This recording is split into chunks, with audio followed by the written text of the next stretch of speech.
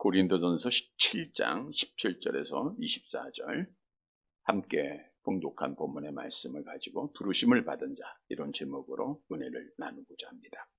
오늘 본문을 보면은 부르심이라고 하는 단어가 반복해서 계속 나오는데 몇 번이나 나올까요? 제가 쉬어보니까 지금부터 쉬면 시간 많이 걸리고 8번 나옵니다. 8번이 나옵니다. 이 부르심이라는 것은 그냥 말 그대로 일로 와봐. 영어로는 콜링이에요. 일로 와.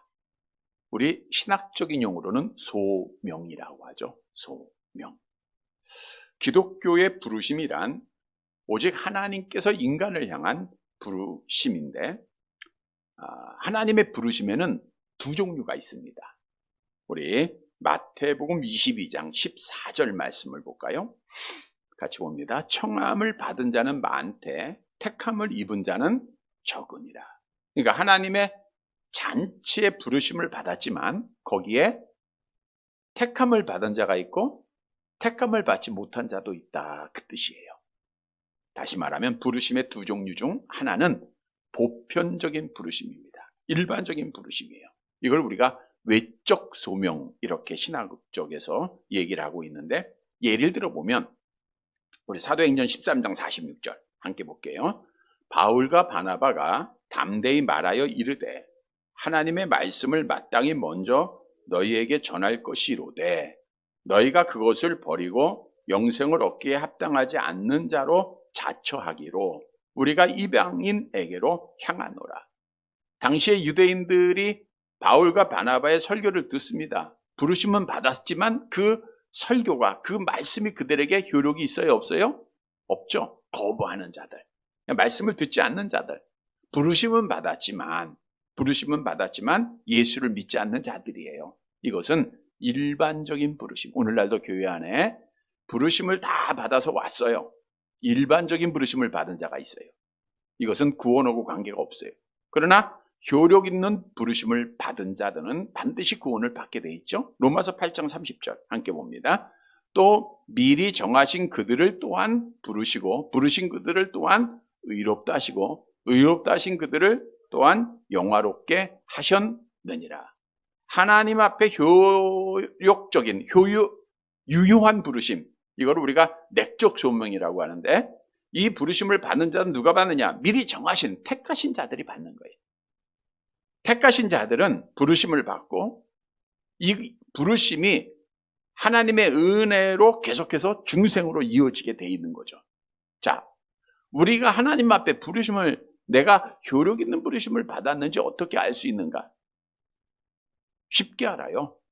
일반적인 부르심을 받은 자들은 와서 말씀을 듣지만 그들이 다음 단계로 못 나갑니다. 중생, 성령을 받지 못하고 예수를 믿지 못하고 의롭다 칭함받지 못하고 하나님의 자녀가 되는 권세를 얻지를 못해요. 그러나 유효적인 부르심을 받은 자들은 부르심을 통해서 중생이 돼요. 예수를 믿게 돼 회심이 됩니다. 그리고 하나님 앞에 의롭다 칭함받고 하나님의 자녀 되는 권리를 얻게 된 거예요. 그래서 우리가 예수를 믿었다? 이건 성령 받은 증거죠? 성령 받은 증거는 뭐예요? 유효적인 부르심을 받았다는 거예요. 내가 지금 하나님을 아버지라고 부르는 것은 의롭다 칭함받은 증거요, 성령 받은 증거요, 내가 유효적 부르심을 받은 자다라고 하는 사실이에요. 자, 그러면 누가 우리를 불러주시죠? 우리가 스스로 나온 자는 아무도 없습니다. 우리가 지난 주에도 그런 말씀 드렸죠. 하나님의 의지에 대해서, 나의 의지에 대해서 말씀을 드렸는데, 우리가 하나님을 아는 자들은 나는 아무것도 없다는 걸 알아야 돼요. 누가 우리를 불렀다고요? 하나님이 우리를 불러주셨다. 성경도 말씀하잖아요. 고린도전서 1장 9절 함께 봅니다. 너희를 불러 그의 아들 예수 그리스도 우리 주와 더불어 교제하게 하신 이시는 하나님은 미쁘시도다. 교제하게 하시는 하나님은, 그죠? 너희를 부르신 분이 누구예요? 하나님. 그러니까 하나님이 여러분 선택하셨어요. 하나님이 여러분을 불러주신 거예요. 하나님이 여러분에게 성령을 주셨고요, 거듭나게 하셨고, 하나님이 여러분을 의롭다 칭해 주시고, 하나님이 여러분에게 하나님의 자녀되는 권세를 주신 거예요. 자, 그러면 하나님은 무엇을 통해서 우리를 부르시는가? 선택받은 자들을 중생에 나아가며 뭘 통해서 우리에게 믿음을 주시고 뭘 통해서 우리를 부르시는가? 로마서 10장 17절 암송합니다. 믿음은 들음에서 나고 들음은 그리스도의 말씀으로 말미암느니라. 결국은 성경 말씀으로 우리를 불러주시는 거예요. 성경 말씀을 듣는 귀가 열려지게 하시는 거죠. 그래서 결국 우리에게 믿음을 주시고 하나님의 자녀된 권세를 주시는 거예요. 소요리문답 31문에 효력 있는 부르심이 무엇인가 라고 하는 질문에 이렇게 답을 하고 있는데 함께 봅니다. 효력 있는 부르심은 하나님이 영위하시는 일인데 우리의 죄와 비참을 깨닫게 하시고 우리의 마음을 밝혀 그리스도를 알게 하시며 또 우리의 의지를 새롭게 하시고 우리를 권하사 능히 복음 중에 값없이 주시는 예수 그리스도를 믿도록 하시는 것입니다. 따라서 부르심은 전적인 하나님의 은혜입니다. 우리가 알아야 될 것은 오늘 부름받고 내일 중생받고 그 다음날 의롭다 칭함 이게 아니라 부르심과 중생과 회심과 칭의가 한순간에 이루어지는 거예요. 동시적인 사건인데 신학적으로는 나누어진다 그 뜻이죠. 이게 순서에 따라 나누는 거지 시간적으로는 동시다라는 것을 잊지 말아야 됩니다. 자, 그러면 하나님의 부르심에는 성경에 보면 후회함이 있다 그랬어요? 없다 그랬어요? 없다 그랬죠. 로마서 11장 29절 함께 봅니다. 하나님의 은사와 부르심에는 후회하심이 없다. 그러면 하나님의 부르심에는 후회함이 없다는 것은 하나님이 불러서 하나님의 자녀가 된 자들은 반드시 구원받게 된다는 거예요. 왜? 하나님의 부르심에는 후회가 없어요. 미루는 게 없습니다. 반납하는 게 없어요. 우리가 물건을 샀을 때 마음에 들지 않으면 반납도 하고. 하지만 하나님은 절대로 우리를 반납시키지 않으세요. 하나님께서 창세전에 우리를 택하시고 우리를 불러주셨기 때문입니다. 이게 하나님의 약속이에요. 그러니까 하나님은 변하지 아니하나니 그러므로 야곱의 자손들아 너희가 소멸되지 아니할 것을 성경은 우리에게 약속하고 있잖아요. 그래서 우리는 내가 하나님 앞에 부르심을 받았고 나는 하나님 앞에 따라서 영생 받았고 또 마지막 날에 영생을 얻을 자임을 다시 한번 확신하시기를 바랍니다. 우리는 지금 죽어도 천국에 가는 거예요. 자, 오늘 본문으로 가보면 오늘 본문은 영생을 위하여 부르심을 받은 자가 이 땅에서 어떤 삶을 살아야 할 것인가에 대한 교훈을 주고 있어요. 오늘 말씀을 통해서 내가 효력 있는 부르심을 받았다라는 것을 다시 한번 확신하고 내가 부르심으로 하나님의 자녀 됐어요. 그걸 확신하고 이제는 부르심을 받은 자의 합당한 삶을 살아서 우리 하나님께 영광을 돌리는 그리고 마지막 날에는 구원의 완성을 이루는 사랑하는 성도들이 되시기를 간절히 바랍니다. 첫째로 부르심을 받은 자는 지금의 형편에 만족하고 감사하고 생활해야 돼요. 본문 17절 말씀을 보시기 바랍니다. 오늘 말씀이 굉장히 어려우면서도 쉬울 수 있으니까 하나님께서 여러분에게 지혜를 주실 줄 믿습니다. 17절 같이 봅니다.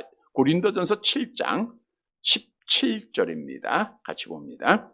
오직 주께서 각 사람에게 나눠주신 대로 하나님이 각 사람을 부르신 그대로 행하라. 내가 모든 교회에서 이와 같이 명하노라. 오직 주께서 각 사람에게 나눠주신 대로. 여기서 나눠줬다는 것은 완료형인데 과거에 나눠준 것이 지금도 계속 이어지고 있다라는 거예요. 자, 하나님이 우리에게 부르셨어요. 이게 한 번 부르심에 끝나는 게 아니라 지금도 계속해서 우리와 함께 하시고 예를 들어서 내가 옛날에 구원받았으면 그 구원이 옛날 구원이 아니라 지금도 날마다 구원을 이루어가고 있다는 거예요. 또 직분적으로 말하면 하나님께 여러분들을 권사로 여러분들이 나눠주셨죠? 하나님이 주셨는데 그 직분은 지금도 계속 이어지고 있다는 거예요. 그러니까 하나님이 주신 유효한 부르심은 지금도 효력 있게 영원토록 유효하다고 하는 것을 우리가 알아야 돼요. 자, 따라서 사도 바울은 부르심을 받은 자는 하나님이 각 사람에게 부르신 그대로 각 사람을 하나님이 다 개인적으로 부르시는 겁니다. 단체적으로 안 불러요. 그래서 민족적으로 선택받고 부르신 바 유대인들은 구원하고 관계가 없는 거예요. 그 안에 각 사람 개인적으로 부르심을 받은 자들이 구원과 관계가 있죠. 자, 여기서 각 사람이 부르신 그대로 이 말은 뭘 의미하냐면 바울이 이 말씀을 하게 된 것은 하나님께서 사람을 부르실 때 개인적으로 이렇게 부르시는데 그 모든 사람의 상황과 형편을 알고 부르셨을까요? 모르고 부르셨을까요? 다 알고 부르셨다 그거예요. 다 알고 부르신 거예요. 그러니까 내가 부르심을 받았다고 해서, 다시 말하면 내가 예수 믿고 하나님의 자녀가 됐다고 해서 어떤 새로운 상황을 만들지 말라는 거예요. 이 말씀은 우리가 지난 주에 마지막에 그런 부분을 말씀드렸죠. 자, 이제 둘 다 이방인이었다가 한 사람이 예수를 믿게 돼요. 근데 사도 바울이나 성경을 통해서 너희가 혼자 있는 것이 좋다 이런 말씀도 하셨잖아. 그러다 보니까 이혼하려고 하는 사람, 나누려고 하는 사람 있잖아요.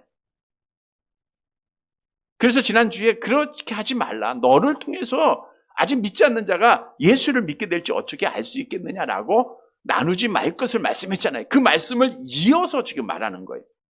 너희가 부르심을 받았을 때 믿지 않는 상태였지만 내가 예수를 믿고 지금 너는 하나님 앞에 효력 있는 부르심을 받았지 않았느냐. 그렇다고 하면 그 있는 상황 그대로 유지하라는 거예요. 갈라쓰려고 하지 말고 그대로 지킬 줄 알아야 된다라고 하는 거예요.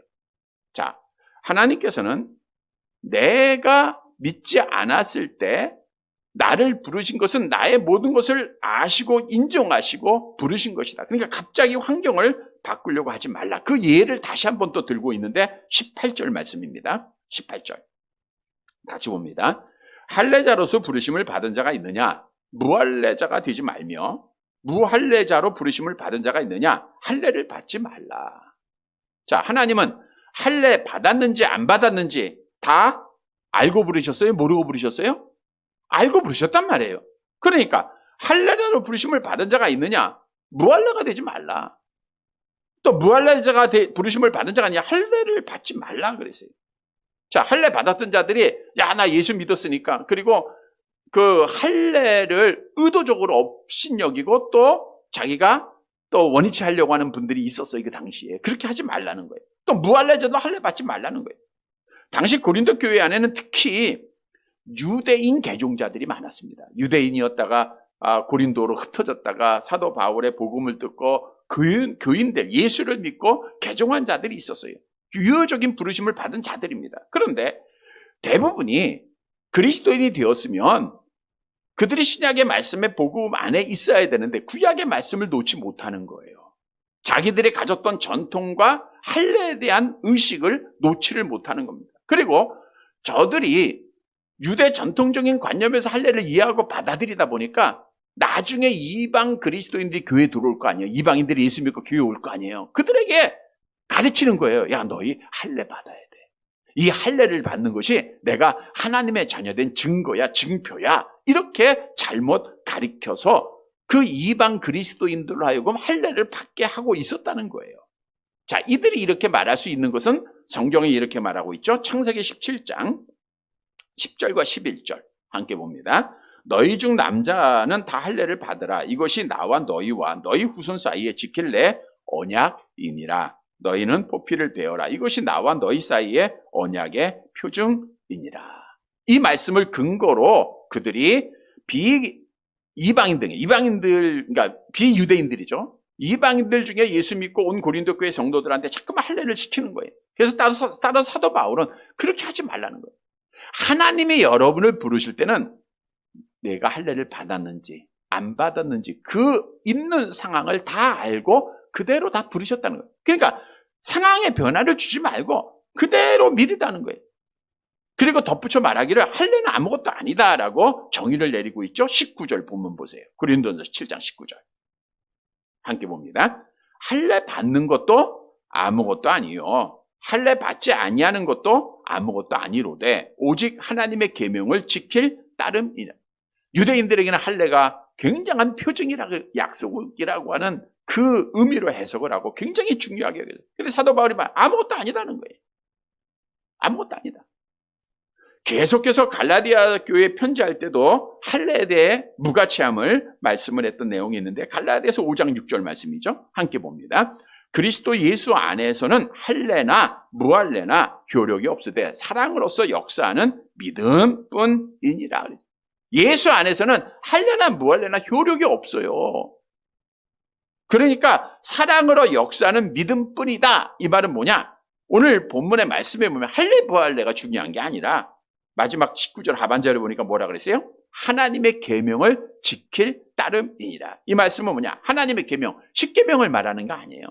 하나님의 계명 중 그리스도의, 이 원문에 의하면 그리스도의 법을 말하고 있다고요. 물론 그리스도의 법에 모든 걸 다 포함하고 있지만 우리 주님께서 강조하신 것은 사랑. 갈라디아 5장 6절에 사랑으로 역사하는 믿음이라 그랬잖아요. 율법사가 예수님 앞에 찾아와서 질문을 해요. 선생님, 어떤 계명이 가장 큽니까? 책 잡기 위해서죠. 근데 예수님께서 말씀하잖아요. 내가 마음을 다하고 목숨을 다하고 뜻을 다하여 먼저 누구를 사랑해요? 하나님. 그게 첫째다. 둘째는 뭐예요? 이와 같으니 내 이웃을 내 몸과 같이 사랑하라. 이것이 율법과 선지자의 강령이라. 온 말씀, 온 율법의 요약이 사랑이라는 거예요. 사랑. 그래서 로마서 13장 10절 함께 봅니다. 사랑은 이웃에게 악을 행하지 아니하나니 그러므로 사랑은 율법의 완성이냐. 그러니까 너희가 서로 비난하지 말라. 할례 받았다, 안 받았다, 돈 있다 없다, 많이 배웠다, 안 받았다, 나는 경상도다, 전라도다, 이거 말하지 말고 사랑으로 다 하나 되라. 그 말씀을 하고 있는 거예요. 따라서 부르심을 받은 자들은 그대로 있어야 돼. 그대로. 본문 20절 정확하게 말씀하죠. 자, 20절 같이 봅니다.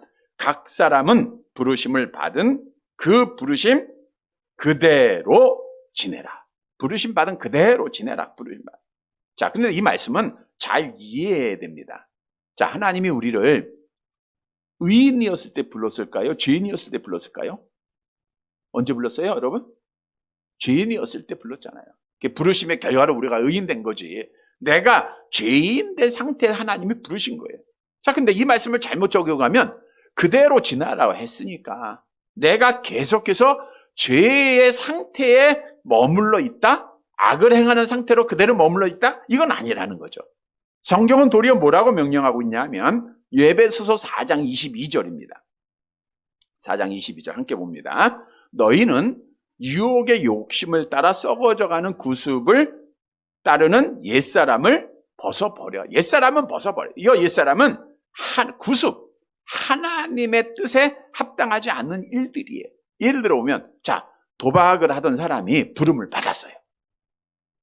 근데 그대로 있으라 했으니까 계속해서 도박을 해. 맞아요? 안 맞아요? 안 맞는 거죠. 매춘하는 여인이 부름을 받았어요. 그대로 있으라 했으니까 그대로 매춘합니까? 사기친다고 계속해서 사기치고 불의와 악을 계속해서, 이건 아니에요. 이거는 버려야 돼요. 그러나 죄가 아닌 상태, 앞에서 언급한 대로, 자, 믿지 않는 남편과 내가 믿는 사람이 되었을 때 그건 그대로 있으라는 거예요. 할례를 받았느냐? 이게 중요하지 않아. 그대로 있으라는 거예요. 이건 죄가 되는 건 아니잖아요. 그러니까 자, 하나님의 뜻에 합당한 직장이에요. 그러면 나 예수 믿었으니까 그 직장 때려치고 또 새로운 일을 해야 돼. 그거 아니라는 거죠. 그런 환경의 변화를 갖지 말고 그대로 하라는 거예요. 자, 여기서 죄가 되는 것은 버려야 돼요. 믿음을 지키기 위해서. 그러나 죄가 되지 않는 상황은 억지로 바꾸지 말라.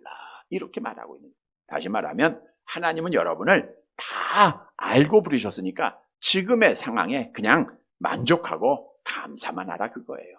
그래서 오늘 주시는 교훈은 부르심을 받은 자는 다른데 어떤 핑계나 어떤 이유를 찾지 말고 지금의 상황을 하나님께서 다 아시고 부르셨으니까 지금의 상황에 만족하고 감사하는 자가 되라. 이 말씀을 우리에게 교훈해주고 있는 겁니다. 여러분, 우리는 하나님의 은혜 가운데 부르심을 받았어요. 하나님의 은혜 가운데 살아가고 있는 자들이에요. 우리가 어떤 복음송 가사에도 있듯 뒤돌아보면 하나님의 은혜가 아닌 것이 아무것도 없는 거예요. 그래서 하나님의 뜻은 뭐예요? 암송해 볼까요? 범사에 감사하라. 이것이 그리스도 예수 안에서 너희에게 행하신 하나님의 뜻이다 그랬어요. 빌립보서 4장 11절 12절 함께 봅니다. 내가 궁핍함으로 말하는 것이 아니니라. 어떠한 형편에든지 나는 자족하기를 배웠노니 나는 비천에 처할 줄도 알고 풍부에 처할 줄도 알고 모든 일 곧 배부름과 배고픔과 풍부와 궁핍에도 처할 줄 아는 일체의 비결을 배웠노니. 왜? 사도 바울이 이렇게 말할 수 있는 것은 하나님의 부르심의 진리를 알았기 때문에 그래요. 하나님이 사도 바울을 다 알고 부르셨어요. 그래서 나는 없어도 있어도 먹어도 안 먹어도 만족하고 있다. 자족하는 마음이 있다는 거예요. 이게 부르심을 받은 자의 삶이에요. 여러분, 내가 하나님의 부르심을 받은 증거는 어떤 생각이 아닙니다. 나의 마음에 만족이 있어야 돼요. 자족이 있어야 돼요. 감사가 있어야 돼요. 그래서 우리가 항상 말씀드리죠. 항상 감사하는 게 구원받은 증거다. 만족하는 게 구원받은 증거다. 원망 불평은 망하는 거예요. 악한 영이 주는 거예요. 성도 여러분, 오늘 주신 말씀 따라 우리는 지금의 형편을 누구보다도 하나님이 잘 아시고 그대로 부르셨으니까 그대로 지금 만족하고 감사하는 사랑하는 성도들이 되시기를 간절히 바랍니다. 두 번째로, 부르심을 받은 자는 사람의 종이 아니라 하나님의 종으로 살아야 돼요. 본문 21절 말씀 봅니다.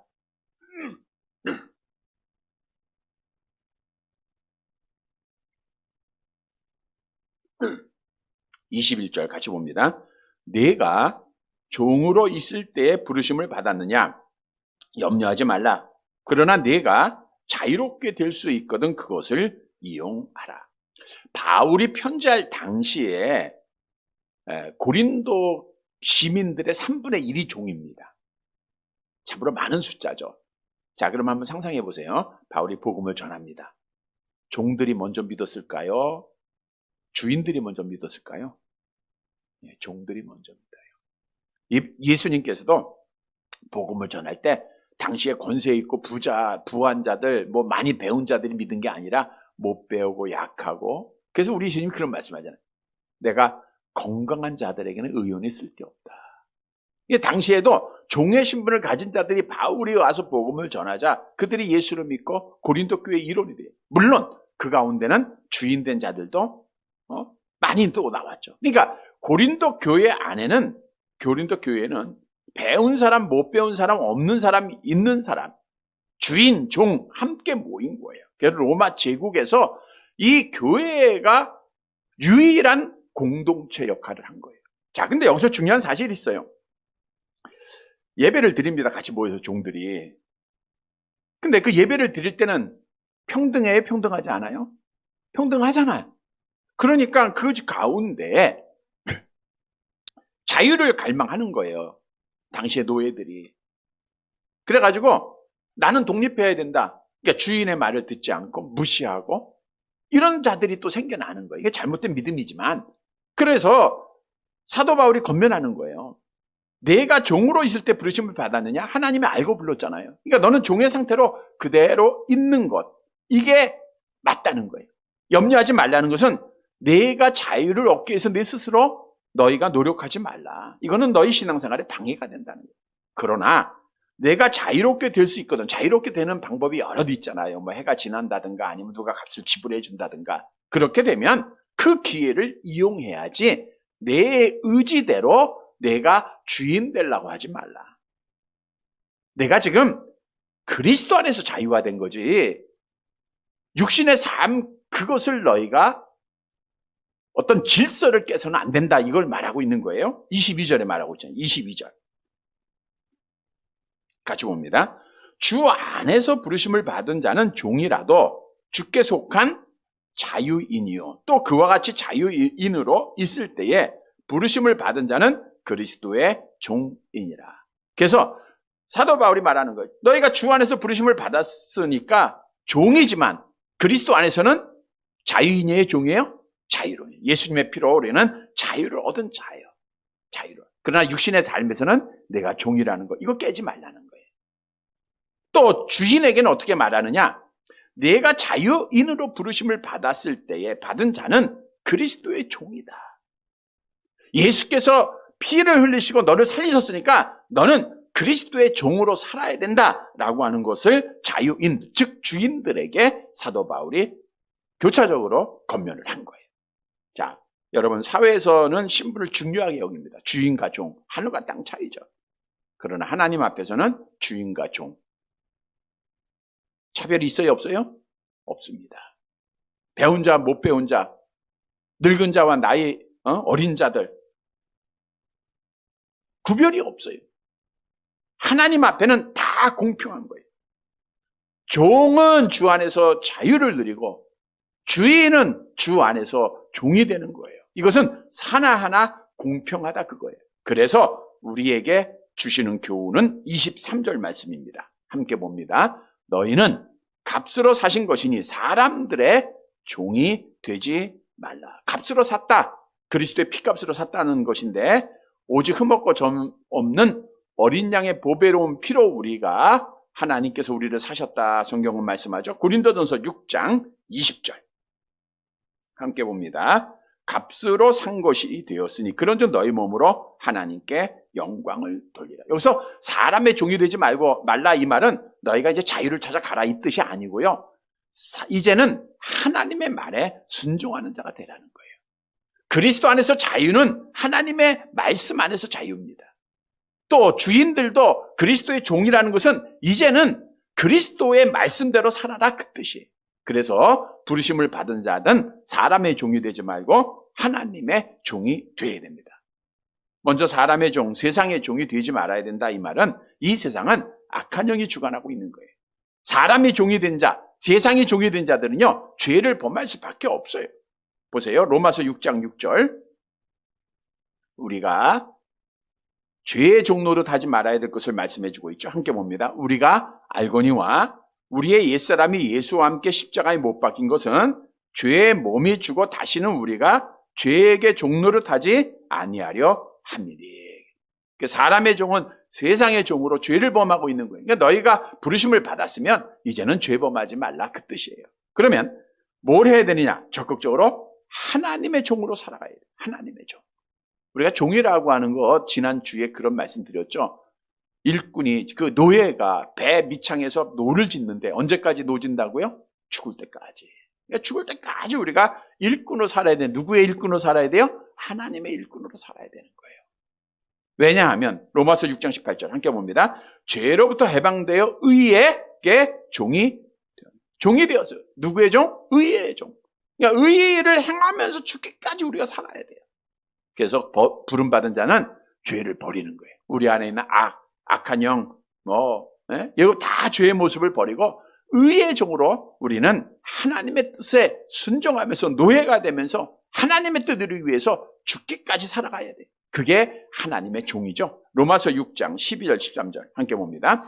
그러므로 너희는 죄가 너희 죽을 몸을 지배하지 못하게 하여 몸의 사욕에 순종하지 말고 또한 너희 지체를 불의의 무기로 죄에게 내주지 말고 오직 너희 자신을 죽은 자 가운데서 다시 살아난 자 같이 하나님께 드리며 너희 지체를 의의 무기로 하나님께 드려라. 이게 부르심을 받은 자의 삶이에요.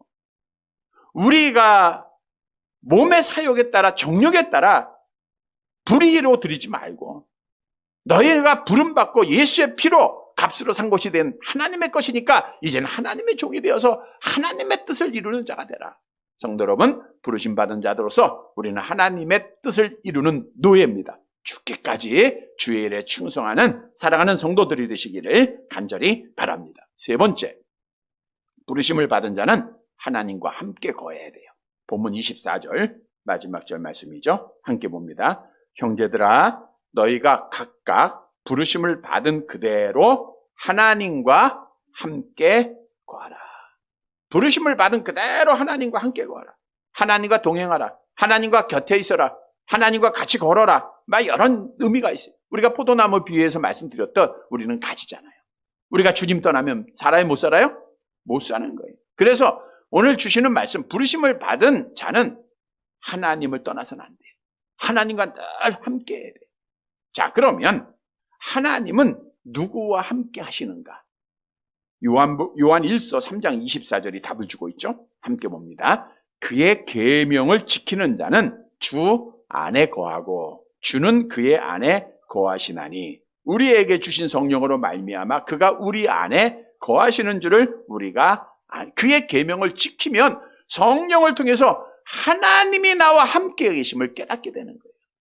그래서 우리가 말씀을, 계명을 잘 알고 지켜야 돼요. 그것이 주님과 함께 거하는 삶입니다. 우리 주님께서 이렇게 약속하시죠. 마태복음 28장 20절 같이 봅니다. 내가 너희에게 분부한 모든 것을 가르쳐 지키게 하라. 볼지어다 내가 세상 끝날까지 너희와 항상 함께 있으리라 하시냐. 임마누엘 하나님이에요. 함께 하시는 하나님이십니다. 하나님이 함께 거하시면 복이 있어요. 시편 111편 10절 함께 봅니다. 여호와를 경외함이 지혜의 근본이라. 그의 계명을 지키는 자는 다 훌륭한 지각을 가진 자이니 여호와를 찬양함이 영원히 계속하리로다. 여호와와 함께하면 영원히 하나님을 찬양하게 돼 있어요. 어디에서요? 이 땅에서도 그렇고 하나님의 나라에서도 영원히 하나님을 찬양하게 된다는 거예요. 그래서 부르심을 받은 자는 주님 떠나면 안 돼요. 주님의 몸된 교회 떠나면 안 되고 주님의 말씀 떠나면 안 됩니다. 늘 함께 해야 하는 것은 가까이 해야 돼. 교회를 가까이 해야 되고 예배를 가까이 해야 되고 하나님의 말씀을 가까이 해야 돼. 그것이 하나님 앞에 약속된 복을 받는 길입니다. 성도 여러분, 주님 가까이에서 이 땅에서도 열매 맺고 하나님께 찬양을 영원히 드리는 사랑하는 자들이 되시기를 간절히 바랍니다. 말씀을 정리해 드립니다. 부르심을 받은 자는 하나님의 자녀가 되고 이제 성화되는 과정을 다 거치면 마지막 날에 영화가 돼요. 구원의 완성이죠. 우리는 하나님 앞에 효력 있는 부르심을 받은 자들이. 근데 영화될 때까지는 얼마의 시간이 더 있어야 돼요. 우리가 이 땅에서 생활을 해야 됩니다. 어떤 생활을 해야 될 것인가? 오늘 본문의 말씀은 사도 바울을 통해서 귀한 말씀으로 교훈해 주고 있어요. 부르심을 받은 자는 첫째로 지금의 삶에 만족하라는 거예요. 하나님이 지금의 형편을 다 알고 부르셨어요. 뭔가 변화하려고 하지 말고 만족하는 삶을 살아라. 두 번째로는 하나님의 종으로 살아야 돼. 이제는 사람의 종이 아니라 사람을 기쁘게 하는 자가 아니라 하나님을 기쁘게 하는 자가 돼야 돼. 하나님께서 맡겨진 일에 노예가 되어서 죽기까지 노를 져야 돼요. 그게 하나님의 종이에요. 세 번째, 우리는 하나님과 함께 거하는 삶을 살아야 돼. 하나님과 함께. 이러한 삶이 믿음을 지키는 삶이고 마지막 날에 복받는 삶입니다. 사랑하는 성도 여러분, 오늘 주신 말씀을 꼭 기억해서 내가 하나님 앞에 부르심을 받은 자, 효력 있는 부르심이죠. 확신하고 이래 영생을 소망하는 자들로서 우리 오늘 사도 바울의 교훈을 꼭 기억하고 만족하는 자가 되고 우리 하나님의 종으로 살고 또 하나님과 함께하는 삶을 살아서 하나님께 영광을 돌리고 마지막 날 약속대로 복을 받는 사랑하는 성도들이 되시기를 주님의 이름으로 간절히 바랍니다.